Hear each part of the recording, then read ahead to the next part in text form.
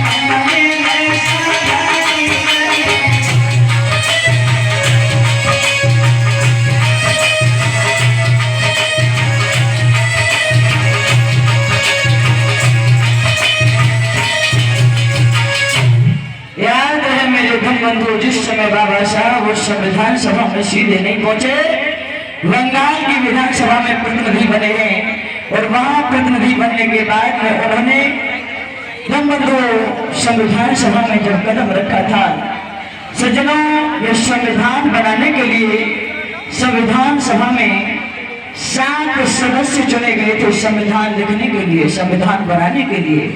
लेकिन क्या हुआ,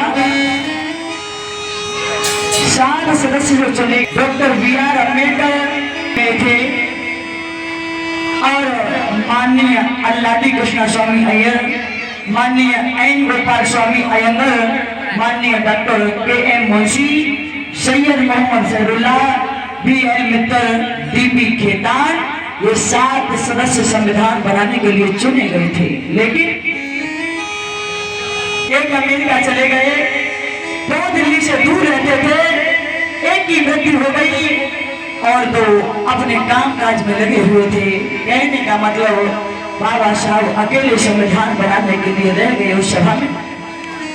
इतना ही नहीं मेरे प्यारे श्रोताओं, बाबा साहब जो संविधान सभा में संविधान का काम पूरा उन्हें मिला है, पूरा काम सौंप दिया गया, उन्हें ये उम्मीद नहीं थी कि ये भार पूरा मेरे कानों पर आ जाएगा। मेरे धन बंधुओं, इधर मैं जो भी बता रही थी, हमारा देश आजाद हुआ 1947 में, राष्ट्रीय ध्वज की बात हुई है तो गांधी जी ये चाहते थे कि मेरा चरखा रखा जाए राष्ट्रीय ध्वज में, लेकिन बाबा साहब ने डॉक्टर राजेंद्र प्रसाद से इस बात के जाकर के विचार विमर्श किए हैं और डॉक्टर राजेंद्र प्रसाद को ये पता था कि संविधान सभा में भीमराव हैं, इनके अलावा कोई संविधान बना भी नहीं सकता। बाबा साहब की बात को रखा डॉक्टर राजेंद्र प्रसाद ने और बाबा साहब ने मेरे धर्म बंधुओं उस राष्ट्रीय ध्वज में जो अशोक चक्र है वो किस तरह से रखवाया।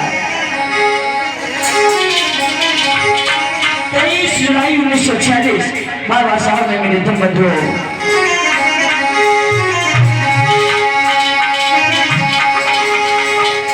बाबा साहब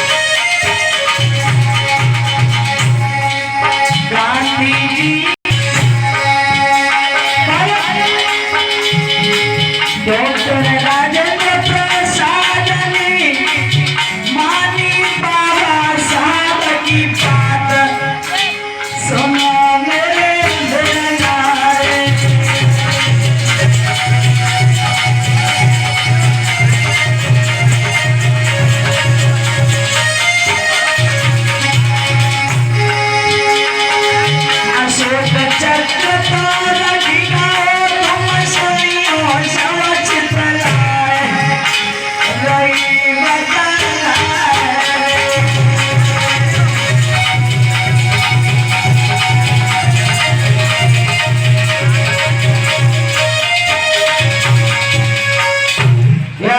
इस तरह से बाबा साहब ने उस राष्ट्रीय ध्वज में वो अशोक चक्र स्वीकृत कराया। मेरे धर्म बंधुओं, इधर आइए, जब ये भारत आजाद हुआ था, हिंदू मुस्लिम भारी दंगे हो रहे हैं, ऐसे तनाव के समय भीमराव का स्वास्थ्य भी ठीक नहीं था। वो संविधान सभा में संविधान बनाने में लगे, बड़ी लगन से संविधान बना रहे हैं। मेरे धर्म बंधुओं, इधर एक भारी घटना घटी है इस भारत में। कौन सी घटना? बाबा साहब संविधान बना रहे हैं,